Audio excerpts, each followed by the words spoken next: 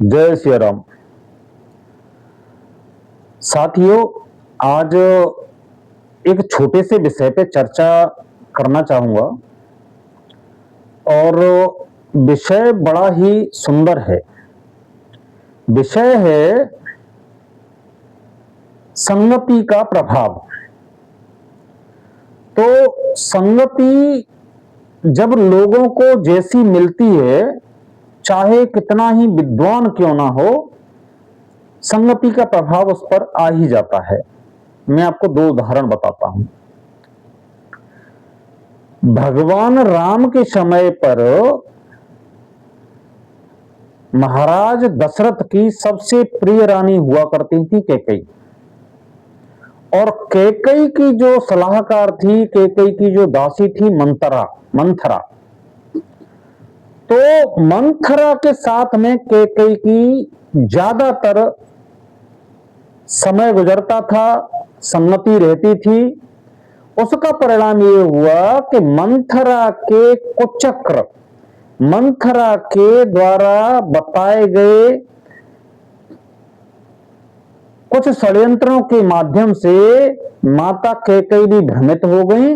और उसका परिणाम ये रहा कि जो भगवान श्री राम को राज्याभिषेक होने वाला था, वही भगवान श्री राम को रातों रात 14 वर्ष का वनवास हो गया। और दूसरा उदाहरण सुनिए। महाभारत काल में जो राजा धृतराष्ट्र थे, वो कहीं हद तक उनके अंदर कोई भी इस प्रकार की भावना नहीं थी अपने भाई के पुत्रों के प्रति। लेकिन उनका साला यानी कि शकुनी, जो कौरवों का मामा था, चूंकि जो बड़ा पुत्र था महाराज धृतराष्ट्र का दुर्योधन, उसकी संगति बचपन से ही मामा शकुनी के साथ रही। और शकुनी के षड्यंत्र की वजह से इतना बड़ा महाभारत हो गया, जिसको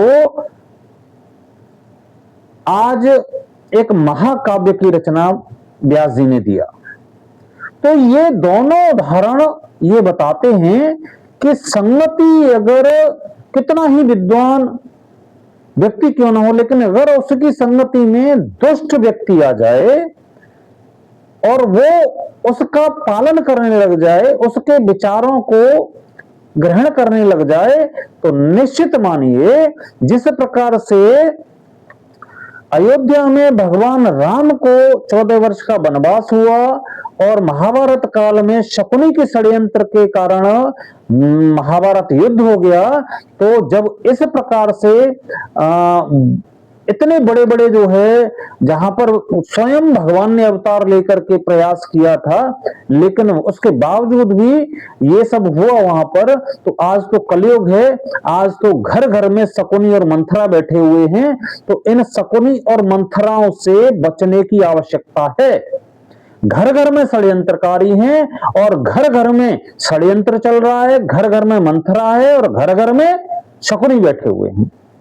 और उनका काम सिर्फ यही है कि किसी भी प्रकार से परिवार को तोड़ना और परिवार का सत्यानाश करना। दूसरी बात, जो भी परिवार के जिम्मेदार व्यक्ति हैं, उन लोगों को सही और गलत समझ में नहीं आता है कि जिस प्रकार से वहां महाराज धृतराष्ट्र को समझ में नहीं आया और महाराज दशरथ जी को समझ में नहीं आया, ठीक उसी प्रकार से आज कलयुग में भी जो घर घर में शकुनी और मंथरा बैठे हुए हैं, इन लोगों के षड्यंत्र भी जो घर के मुख्य सदस्य होते हैं उनको समझ में नहीं आते हैं। एक दिन ऐसा आता है जब घर में महाभारत शुरू हो जाता है अथवा किसी का वनवास हो जाता है, तब समझ में आता है, लेकिन तब तक बहुत देर हो चुकी होती है। लेकिन ये कलयुग है, यहां पर उस प्रकार से वनवास नहीं हुआ करते हैं और ना ही उस प्रकार के महाभारत हुआ करते हैं। लेकिन जो भी आज के युग के हिसाब से, आज के समय के हिसाब से हो रहा है वो गलत हो रहा है। तो आप लोग सतर्क रहें, सचेत रहें और पहचानें कि आपके आसपास, आपके परिवार में, आपके अड़ोस पड़ोस में शकुनी और मंथरा का काम कौन करता है, और ऐसे लोगों से बचें, अपने परिवार को सुरक्षित रखें और अपने विवेक से काम लें। राधे राधे, जय श्री कृष्ण।